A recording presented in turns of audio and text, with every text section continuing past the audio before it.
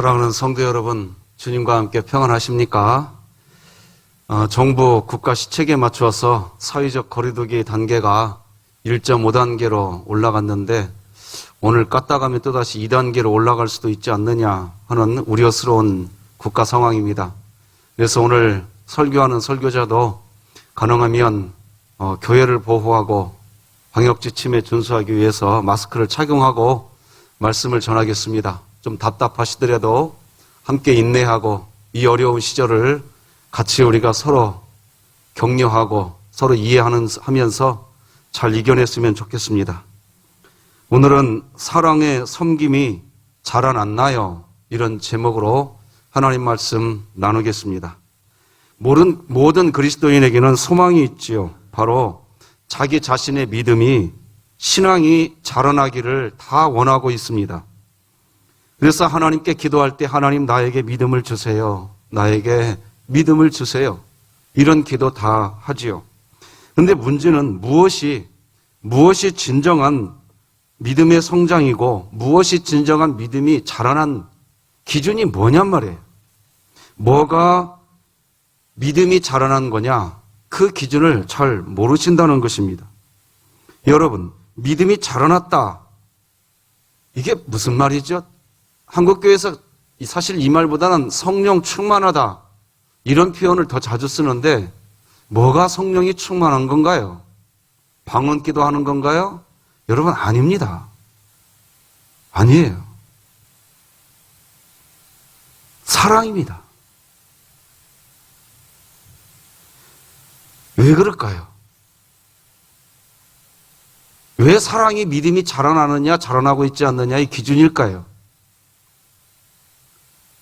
사랑이 없으면 아무것도 아니라고 그랬습니다. 방언 기도를 하든 심지어 병을 고쳐주든 수많은 사람을 구제하는 일을 하든 사랑이 없으면 아무것도 아니라고 했어요.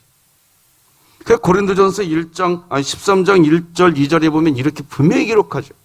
내가 사람의 방언과 천사의 말을 할지라도 사랑이 없으면 소리나는 구리와 울리는 꽹과리가 되고 내가 예언하는 능력이 있어 모든 비밀과 모든 지식을 알고 또 산을 옮길 만한 모든 믿음이 있을지라도 사랑이 없으면 내가 아무것도 아니요 그랬어요.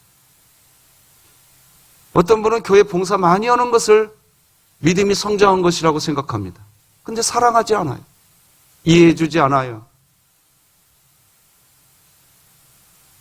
예수님은요, 공생의 기간 동안 제자들의 믿음이 정말 자라나기를 간절히 원했습니다.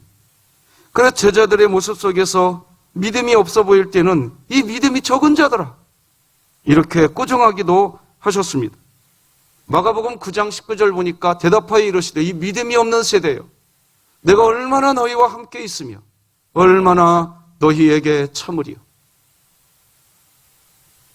예수님은 제자들의 믿음이 자라나기를 원하셨습니다. 자, 그런데 이제 그렇게 제자들의 믿음이 자라나기를 그렇게 원하셨던 예수님께서 이제 사랑하는 제자들을 떠나야 할 때가 다 되었습니다. 그래서 예수님은 제자들과 이제 헤어지기 전에 이 제자들과 마지막 식사, 우리가 잘 알기로 성만찬의 자리를 마련합니다. 이제 이 시간이 지나고 나면 예수님은 십자가에 못 박혀 죽으시게 됩니다. 오늘 본문도 바로 그때 그 마지막 식사 시간의 일을 담고 있는 내용입니다. 사랑이 얼마나 중요한지 오늘 본문이 잘 보여줍니다. 예수님은 제자들과 함께 마지막 식사를 하시다가 갑자기 제자들의 발을 씻어주시는 일을 하십니다. 예수님은 직접 수건을 챙겨오시고 대야에 물을 떠오셔서 제자들의 발을 씻어 주십니다. 지금 중요한 것은 예수님이 제자들하고요, 식사를 하시다가 갑자기 제자들의 발을 씻어줬다는 거예요. 오늘 본문 3절, 4절, 5절 보니까 이렇게 되지요. 저녁 먹는 중입니다. 먹던 중이었어요. 저녁 잡수시던 자리에서 일어나 겉옷을 벗고 수건을 가져다가 허리에 두르시고 이에 대야에 물을 떠서 제자들의 발을 씻으시고 그 두르신 수건으로 닦기를 시작했다, 이렇게 되어 있습니다. 아니, 식사를 하다가 갑작스럽게 이 예수님의 갑작스러운 행동에 제자들은 당황하게 되었습니다. 당황스러운 순간이었지만 주님이 하시는 일이기에 순종합니다. 그런데 베드로는 또다시 베드로의 성격상 그게 잘 안 되는 사람입니다. 예수님이 자신의 발을 씻어주시려고 하시자 안 된다 이렇게 얘기합니다. 어떻게 스승이 제자의 발을 씻어주느냐 하는 것이지요. 절대로 그럴 수는 없다고 이야기합니다. 그때 예수님은 베드로에게 이렇게 말씀을 하십니다. 오늘 본문 8절 보니까 베드로가 이르되 내 발을 절대로 씻지 못하시리이다. 예수께서 대답하시되 내가 너를 씻어주지 아니하면 네가 나와 상관이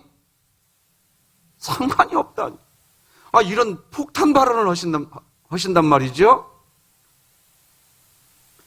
예수님이 베드로의 발을 씻어주는 이 일을 하지 않으면 베드로와 예수님이 상관이 없는 관계가 된다는 거. 이게 무슨 말일까요? 아니 도대체 발을 씻어주는 일이 뭐길래 예수님은 이렇게까지 지금 이야기하실까요? 도대체 왜 그럴까요?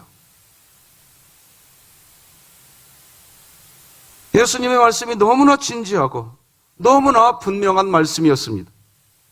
그래서 베드로는 주님 그렇다면 내 발만 씻어줄 것이 아니라 예수님 내 발을 씻어줘야만 예수님과 내가 상관이 있는 그런 존재라고 한다면 제 손도 씻어주시고 제 머리도 씻어주십시오 라고 또 한 걸음 앞서 나갑니다. 베드로가. 그런데 예수님은 그렇게까지는 할 필요는 없다. 오늘 본문 9절 10절 읽어드리겠습니다. 시몬 베드로가 이르되 주여 내 발뿐 아니라 손과 머리도 씻어주옵소서. 예수께서 이르시되 이미 목욕한 자는 발밖에 씻을 필요가 없느니라. 온몸이 깨끗하니라. 너희가 깨끗하나 다는 아니니라.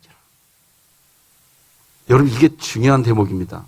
왜 예수님께서 갑자기 식사하던 중에 발 씻는 일을 시작했는지, 그리고 내가 너에게 이게 발을 씻어주는 일을 하지 않으면 나와 상관이 없다고 이야기하는지. 결국 지금 예수님이요, 이거 우리가 좀 상상해 봅시다. 예수님이 식사를 하다가 제자들의 발을 하나 봤는데 발이 더러워. 아유, 내가 밥 먹는 일을 중단하더라도 저 제자들의 발부터 씻어줘야겠다. 아유, 발이 왜 이렇게 더럽냐? 그게 아니라는 거예요. 그게 아니라. 11절을 다 같이 한번 읽어보십시다. 시작. 이는 자기를 팔 자가 누구인지 아심이라. 그러므로 다는 깨끗하지 아니하다 하시니라.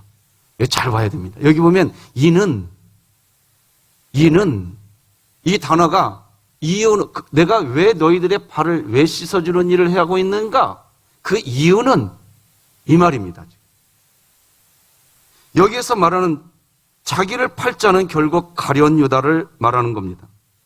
오늘 본문 2절을 보면 예수님을 팔아넘기려고 하는 일이 시작되었는데 예수님을 팔아넘기려고 마귀가 가룟 유다의 마음에 예수님을 지금 팔아넘기려는 생각을 넣었다고 오늘 본문 2절이 기록합니다. 2절 보니까 이렇게 나와 있지 않습니까? 마귀가 벌써 시몬의 아들 가룟 유다의 마음에 예수님을 팔려는 생각을 넣었더라.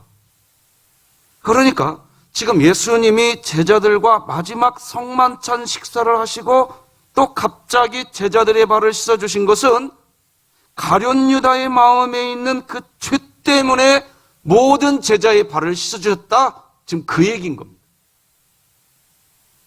예수님은 가룟 유다가 회개하기를 원하셨습니다. 그래서 회개의 기회를 가룟 유다에게 주시고 계시는 것입니다. 성경에 기록은 없지만 예수님께서 가룟 유다의 발을 씻으실 때 어떻게 씻었을까요? 그러면 자, 생각해 보세요. 12명의 제자들의 발을 다 한 명 한 명의 발을 지금 예수님이 씻어주고 계십니다. 그러다가 이제 가룟 유다의 발도 씻어주게 되는 거죠. 지금 12명의 제자들의 발을 다 씻어주는 이유가 누구 때문이라고요? 가룟 유다 때문이에요. 가룟 유다의 죄, 그것 때문에 발을 씻어주고 있거든요. 자, 그렇다면 성경에 기록은 없지만 예수님이 가룟 유다의 발을 씻어줄 때에 저는 다른 제자들보다 더 따뜻하게 잡아줬을 거예요. 유다야, 너 지금 네 마음에 무슨 생각이 있는지 내가 안다. 더 구석구석 비벼줬을 거예요. 그 따뜻한 주님의 손길이 자기의 발을 씻어주고 있을 때 가룟 유다는 회개하기를 원했어요. 예수님이 그 시간에 내가 이런 예수님을 내가 팔아넘기려고 했다니 어떻게 내가 이런 생각까지 할 수 있었을까? 그런 마음을 가져주기를 원했던 거예요. 그런데 가룟 유다에게는 어떤 반응도 없습니다. 그래서 성도님들은 질문을 하고 싶으실 수도 있어요.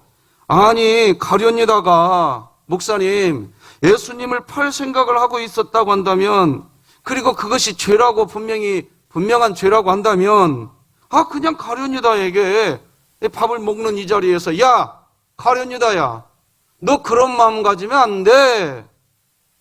뭐 이렇게 그냥 얘기해버리지. 예수님은 이런 얘기를 한마디도 안 하세요. 뭐 이렇게 가룟 유다에게 직접 이야기하시면 되실 일을 왜 예수님은 그렇게 하지 않으시고 모든 제자들의 발을 지금 씻어주고 있을까요? 예수님은 도대체 왜 이렇게까지 하셨을까요? 왜 예수님은 가룟 유다의 마음에 있는 생각을 콕 집어서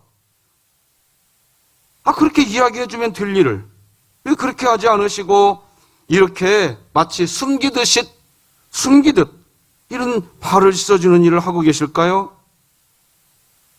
왜 그럴까요? 저는 이 부분의 말씀을 묵상하면서 우리 모두가 깨달아야 할 게 있다고 보여집니다.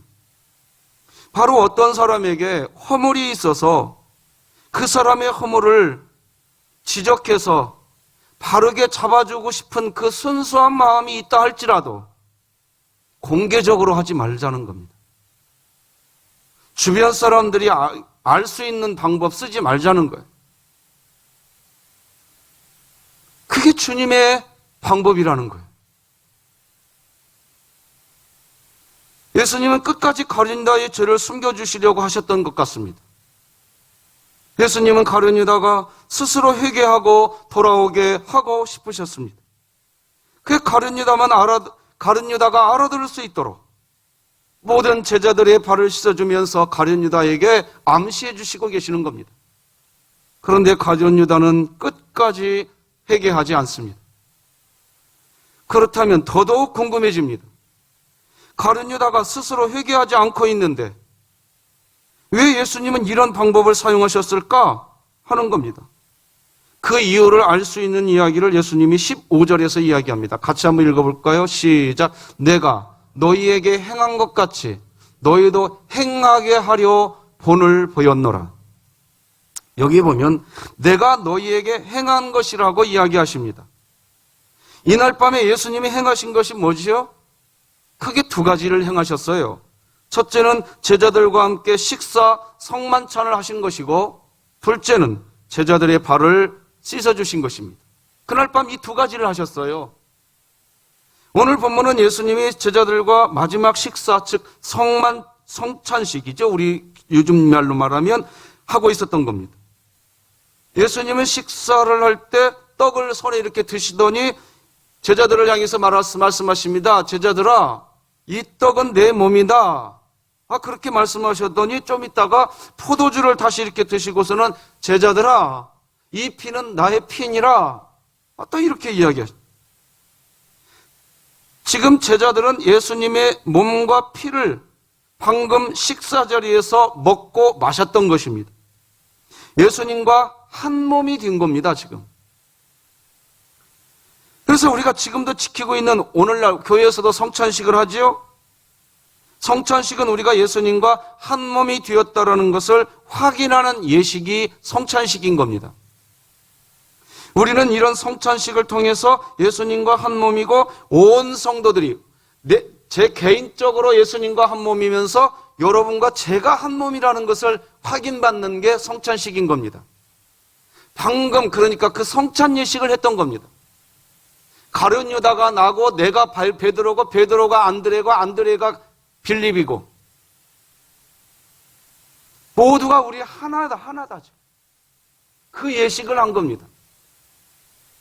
오늘 본문에서 왜 예수님 자신이 모든 제자들과 한 몸이라는 것을 왜 확인해 주셨을까요? 이유는 분명합니다. 이제 예수님이 십자가에 못 박혀 죽으시면 모든 제자들이 다 예수님을 배반하고 도망가 버리게 될 것을 예수님은 아시고 계셨습니다. 뿔뿔이 흩어지고 말 것입니다. 제자들이. 예수님은 그렇게 될 것을 다 이미 아시고 계셨습니다.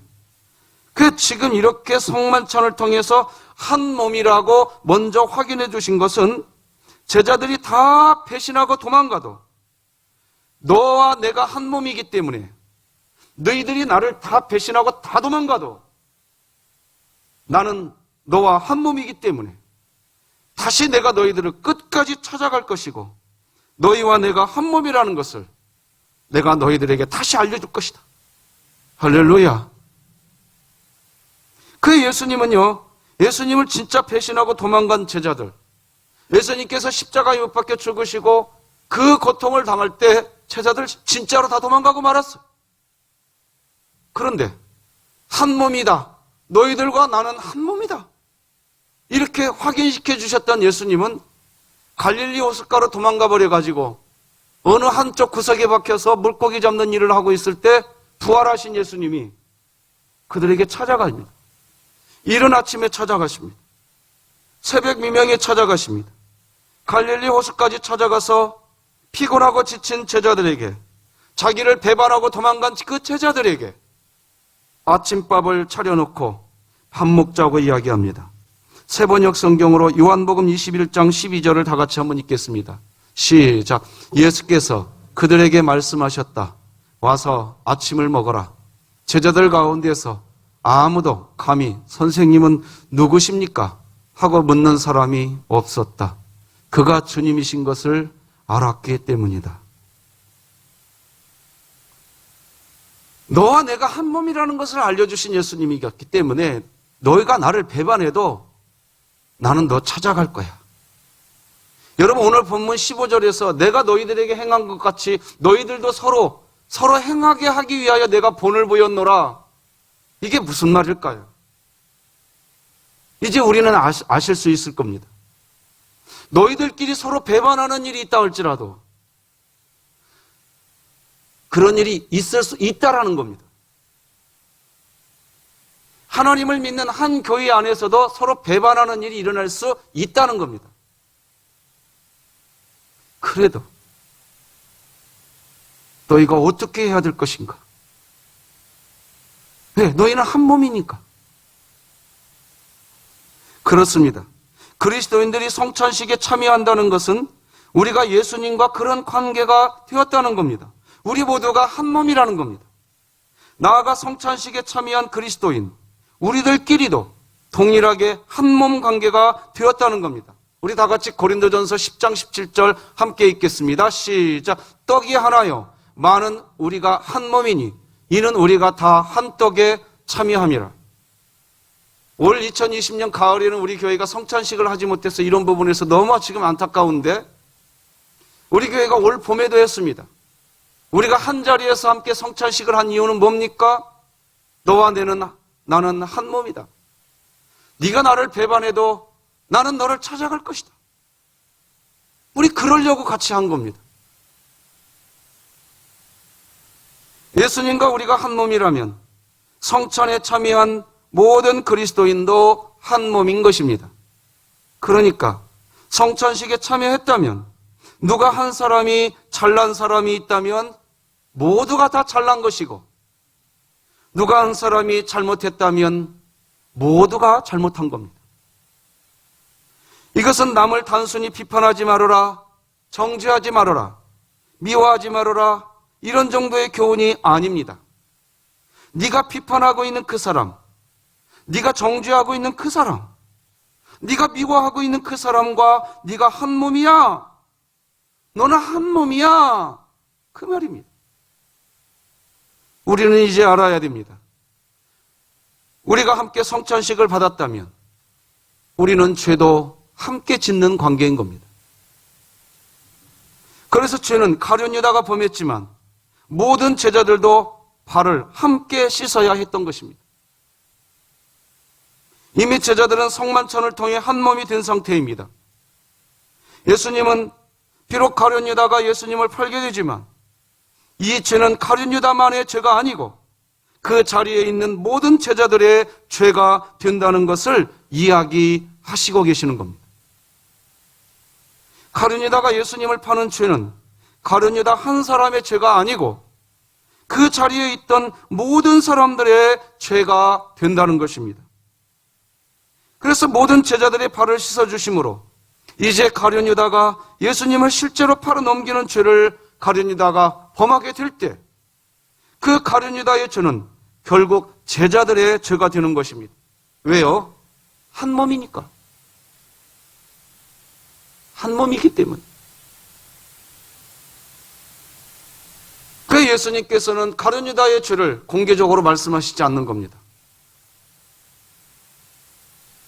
가룟 유다를 제외한 나머지 제자들은 어떤 측면에서 보면 좀 억울합니다. 분한 일이 될 수 있습니다. 그렇잖아요. 자기들은 예수님을 팔 생각이 없는 건데 그런 입장이 되지 않겠어요? 예수님을 팔을 넘기려고 꿈에도조차 다른 제자들은 한 적이 없단 말이죠. 그러니 억울하죠. 그래서 예수님은 미리 너희의 죄를 용서해 주겠다는 겁니다, 지금. 가룟 유다가 지금 예수님을 팔아먹을 생각을 하기는 했지만 아직 팔아먹었어요? 안 먹었어요? 팔지는 않았어요, 아직. 그래서 예수님께서 지금 가룟 유다가 예수님을 완벽하게 팔아넘기는 그 일을 하기 전에 제자들의 발을 씻어준 것은 뭐냐? 너희들이 가룟 유다가 짓는 죄로 인해서 너희들 모두가 함께 죄를 짓게 될 텐데 내가 먼저 말해준다. 나는 너희들의 죄를 너희들이 죄 앞으로 지을 건데 앞으로 짓게 될 그 죄를 나는 지금 다 용서해 줄게. 그 의미입니다.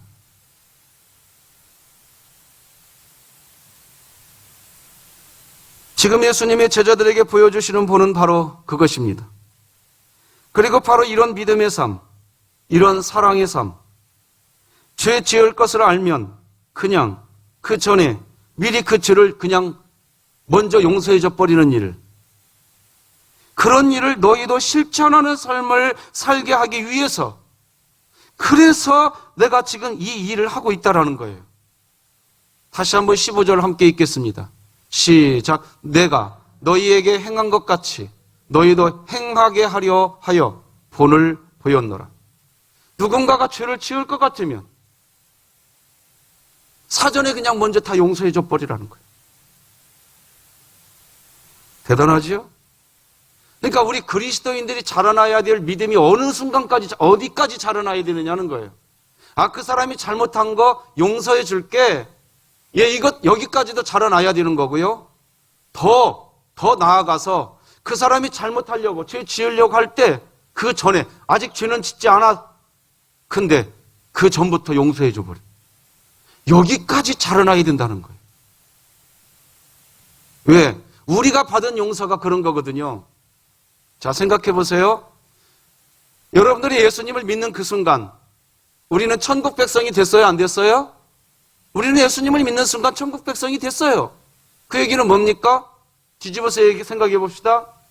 여러분, 우리가 예수님을 믿고 난 뒤에 죄 안 짓나요? 안 짓습니까? 여전히 죄 짓습니다. 그런데 예수님을 믿는 그 순간 이미 천국 백성이 됐다는 얘기는 뭐냐? 나는 너희들의 앞으로 이제 짓게 될 모든 죄 다 용서해 줄 것이다. 그런 보장하에 너희들은 하나님 나라 백성이 된 줄 믿느니라. 할렐루야. 이 얘기입니다, 지금. 우리가 그런 사람이 됐단 말입니다.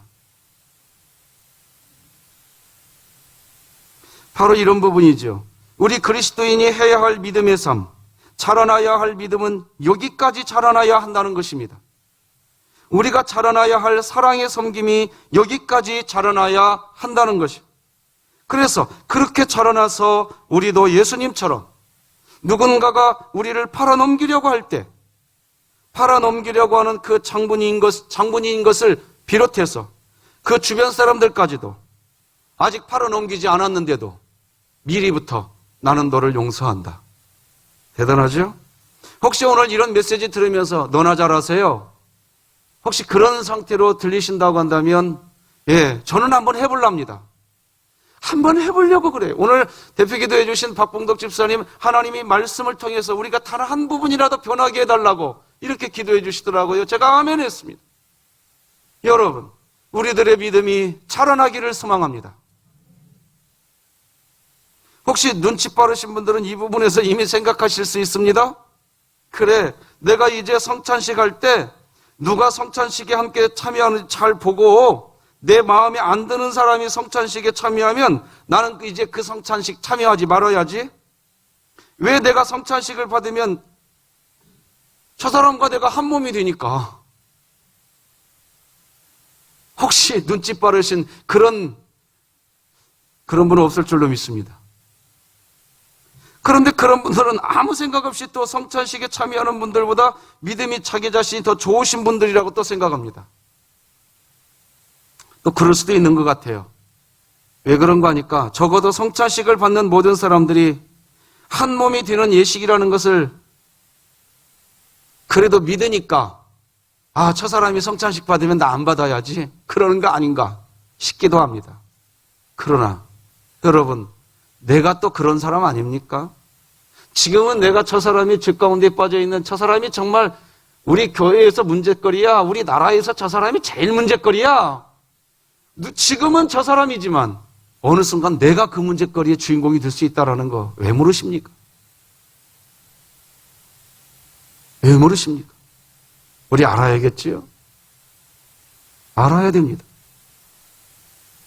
주님은 우리 모두에게 그렇게 이야기하고 계시는 겁니다. 예수님은 지금 제자들을 정말 사랑하고 계셨던 겁니다. 그런 내용을 염두에 두시고 우리 1절 말씀을 다 같이 한번 읽어보십시다. 1절이 이제 이해가 될 겁니다. 이게 무슨 말인가? 시작. 6월절 전에 예수께서 자기가 세상을 떠나 아버지께로 돌아가실 때가 이른 줄 아시고 세상에 있는 자기 사람들을 사랑하시되 끝까지 사랑하시니라. 이 말이 그래서 나왔던 겁니다. 여기 보면 예수님께서 자기가 세상을 떠나 아버지께로 돌아갈 때가 이른 줄 아시고 라고 하십니다. 지혜로운 사람과 어리석은 사람의 차이는 바로 이것입니다.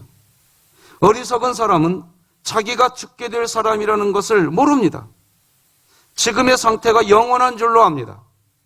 그래서 지금 당장 어떤 일에 대해 끝까지 목숨을 겁니다. 감정대로 소리를 지르고 본능대로 행동을 합니다. 어리석은 사람입니다. 지금 예수님은 이미 자신이 어떻게 죽어야 하고 언제 죽어야 하고 어디서 죽어야 하고 왜 죽어야 하는지 그런 것까지 명확하게 이해하고 있었습니다. 예수님은 이제 십자가에 죽으시게 됩니다. 자연사를 당하는 게 아니라 처형을 당하시게 되는 겁니다. 예수님은 그것을 다 알고 계셨습니다. 저는 목회를 하면서 그리고 성도님들의 가정을 신방을 하면서 느끼는 것이 있습니다. 바로 예수님을 잘 믿고 계시는 분들은 인생의 마지막 날에 대해서 그렇게 두려워하지 않고 계신다는 것을 저는 우리 진흙교회 성도님들 가정을 신방하면서 보았습니다.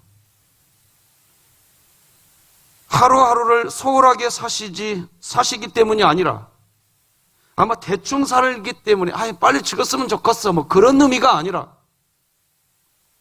예수님을 잘 믿는 분들은 이미 알고 있습니다.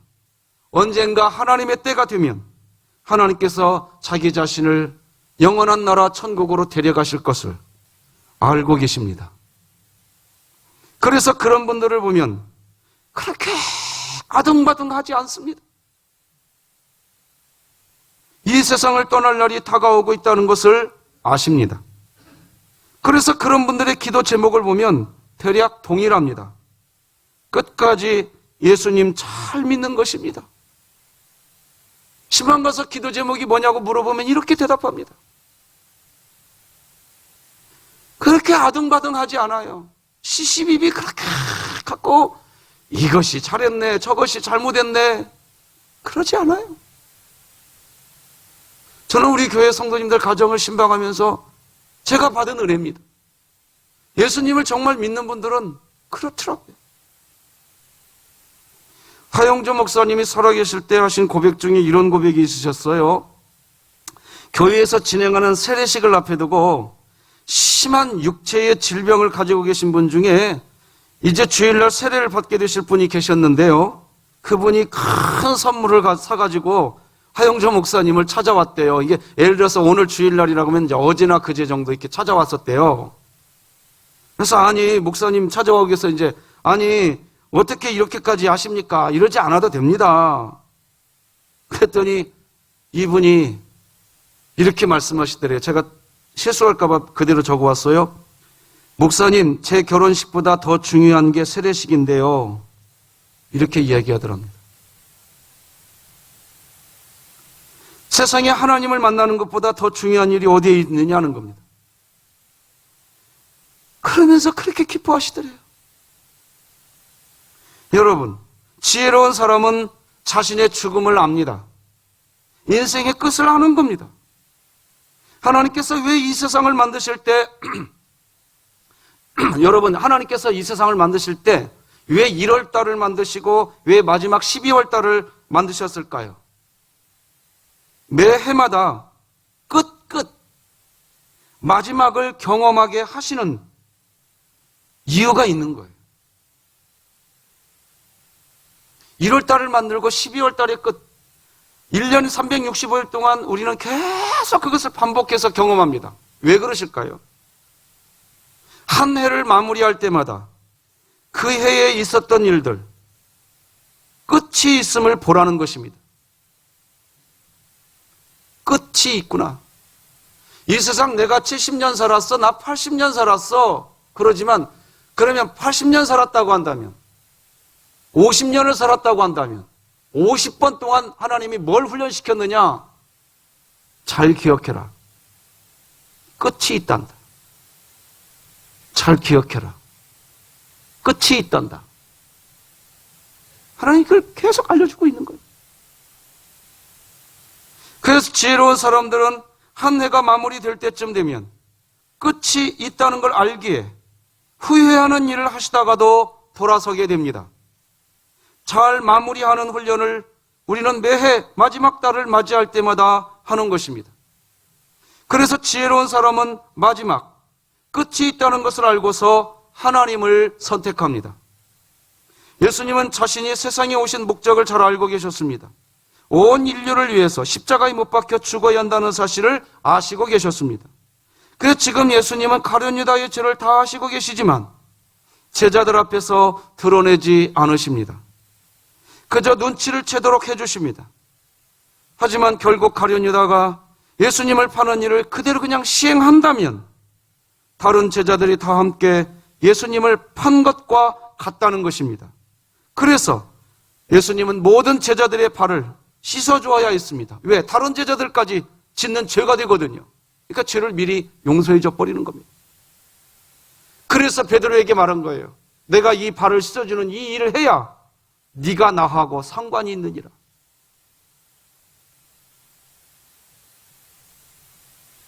한사코 베드로가 자신의 발을 숨기려 하자 예수님은 그렇게 이야기했다는 거예요. 내가 지금 네 발을 씻어주지 않으면 너와 나는 상관이 없는 존재라는 거예요. 이 발을 씻어주는 이 행위를 통해서 너희들이 가룟 유다가 짓는 죄 때문에 너희들도 죄의 한 통속이 될 텐데 나는 미리 너희들의 죄를 용서해 주기를 원한다는 거예요. 물론 이렇게 이야기하시는 이야기를 베드로도 무슨 의미인지 그 상황에서는 모릅니다. 다른 제자들도 예수님이 하신 말씀이 무슨 말씀인지 몰랐습니다. 우리 7절 같이 읽어볼까요? 시작. 예수께서 대답하여 이르시되 내가 하는 것을 네가 지금은 알지 못하나 이후에는 알리라. 그 순간에는 주님도 공개적으로 말씀하시지 않으셨기에 아무도 몰랐습니다. 나중에 가서야 가룟 유다의 죄 때문에 내 발을 씻어주셨구나 그러는 것을 그때 가서 알게 된다는 것입니다. 이제 우리는 알 수 있습니다. 왜 오늘 본문 1절에서 세상에 있는 자기 사람들을 사랑하시되 끝까지 사랑하시느니라 이렇게 왜 이런 얘기 하셨는지 그런 마음을 새기려고 1절 다시 한번 읽어보십시다. 같이 읽습니다. 시작. 6월절 전에 예수께서 자기가 세상을 떠나 아버지께로 돌아가실 때가 이른 줄 아시고 세상에 있는 자기 사람들을 사랑하시되 끝까지 사랑하시니라. 예수님은 자신이 십자가에 못 박혀 죽으시고 난 후에 발생하게 될 일, 비록 가룟 유다가 예수님을 팔아넘긴 그런 일을 이제 하는 게 맞지만 다른 제자들의 입장에서 예수님을 팔아넘기는 일이 발생하게 될 때까지 아무것도 모르고 있었구나. 우리가 잘못했어. 우리가 죄인이야. 라고 하게 될 일, 모든 제자들이 다 죄인이 되어버리게 될 수 있는 그 상황, 그 일을 예수님은 막아놔 버린 겁니다. 너희들 죄인이 되지 말라고. 혹시 여전히 오늘 본문이 좀 이해가 안 된다는 마음을 가질 수 있는 성도님이 계실 수 있습니다. 왜 가룟 유다의 죄가 다른 모든 제자들의 죄가 되는가?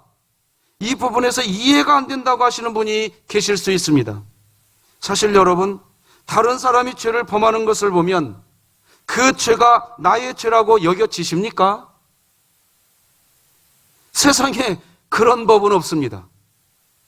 그 사람이 잘못한 것이고 그 사람이 죄를 지은 것이지, 그 사람이 나쁜 행동을 한 것이고 그 사람이 나쁜 짓을 한 것이지, 나는 그런 사람 싫어.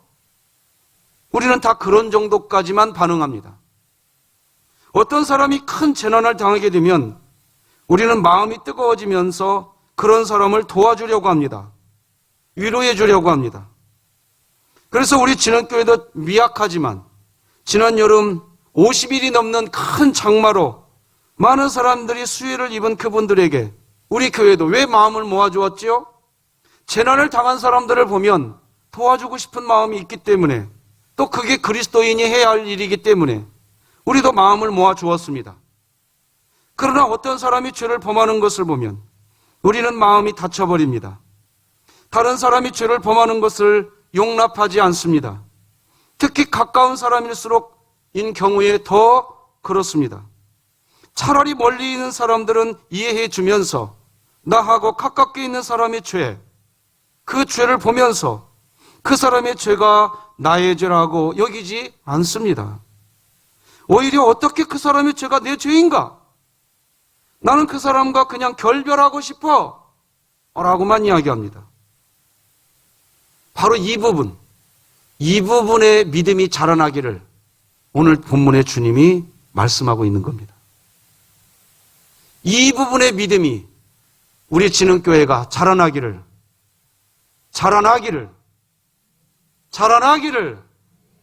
주님의 이름으로 축복합니다. 이유는 아직도 성찬식을 함께한 성도들과 우리 자신들과의 관계 안에서 어떤 역사가 지금 일어난 그런 관계인지 잘 몰라서 그 부분에 있어 우리가 믿음이 잘 자라나지 않는 겁니다. 우리가 예수님의 몸을 예표하는 성찬식에 함께 참여했다면 우리는 이미 한 몸입니다. 고린도전서 10장 17절 제가 다시 한번 읽어드리겠습니다. 떡이 하나여 많은 우리가 한 몸이니 이는 우리가 다 한 떡에 참여함이라. 여러분, 오늘 본문 1절을 다시 한번 봅시다. 1절을 보면 우리가 이 땅에서 죽으면 끝이 아니라는 것을 이야기합니다. 6월절 전에 예수께서 자기가 세상을 떠나 아버지께로 돌아가실 때가 이른 줄 아시고, 죽음이란 모든 게 끝나는 게 죽음이 아니라 하나님 아버지께 돌아가는 것이 죽음이라는 것입니다. 모든 게 끝나는 게 아닙니다. 이 말은 무슨 말이지요? 우리가 한 몸 된 관계가, 이렇게 우리가 지금 이렇게 한 몸 된 관계가 이 세상에서만 한 몸 된 관계가 아니라는 겁니다. 영원히 우리가 죽어서 천국에 갔을 때에도 그곳에서도 우리는 한 몸이라는 것입니다. 꽃이 꺾어지면 그 순간 그 꽃은 끝입니다. 동물은 죽으면 그것으로 끝이 납니다. 그러나 그리스도인은 죽어도 우리가 여전히 한 몸이고 동시에 우리는 여전히 주님 안에 있는 겁니다. 말씀 맺겠습니다. 여러분, 여러분의 믿음이 자라나고 있나요? 여러분의 사랑의 섬김이 자라나고 있으신가요? 우리는 오늘 사랑의 섬김이 자라났나요? 라는 제목으로 하나님 말씀을 나눴습니다. 주님은 우리의 믿음이 자라나기를 너무 많이 원하십니다. 그래서 믿음이 자라나지 않은 제자들에게 누가복음 9장 41절에서 믿음이 없고 패역한 세대여 내가 얼마나 너희와 함께 있으며 너희에게 참으리오라고까지 하십니다. 그동안은 우리가 무엇을 기준으로 믿음이 자라나는 것인가 그 기준을 몰랐다면 이제부터는 달라져야 됩니다. 바로 사랑입니다. 한몸 된 우리 지체들을 주님이 우리를 사랑하신 것처럼 사랑하는 것, 사랑입니다. 그것이 기준입니다. 올 한 해 동안 돈을 얼마나 벌었나? 내가 성공했나? 내가 어느 정도의 칭찬을 받게 될 것인가? 내가 얼마나 건강해졌나? 그것을 점검할 수도 있습니다. 그런데 정말 그리스도인이라고 한다면 한 해가 지나가기 전에 나는 얼마나 사랑하는 사람이 되었는가? 이제는 정말 예수님의 생명으로 사는 사람이 되었는가? 주님의 눈으로 다른 사람을 보는 그런 그리스도인으로 내가 자라났는가? 그것을 점검하셔야 합니다. 이 세상의 모든 것, 심지어 예언도 그치고 방언과 지식이 폐하여져도 다 사라져도 사랑은 떨어지지 않는다고 하셨습니다. 같이 읽겠습니다. 시작. 사랑은 언제까지나 떨어지지 아니하되 예언도 폐하고 방언도 그치고 지식도 폐하리라. 할렐루야. 사랑하는 성도 여러분, 믿음이 자라나기 위해 예배 참석 한 번 더하기 운동에 관심 가져주시기 바랍니다. 기도하시겠습니다. 하나님 아버지 감사합니다. 오늘도 주의 은혜 안에 우리들을 불러주시고 우리들의 믿음이 자라나기를 원하시는 주님의 음성을 듣게 하시니 감사합니다. 주님이 우리에게 본을 보여주신 것처럼 우리들도 그 본을 받아 살아가게 하여 주시옵소서. 예수님의 이름으로 기도드립니다. 아멘.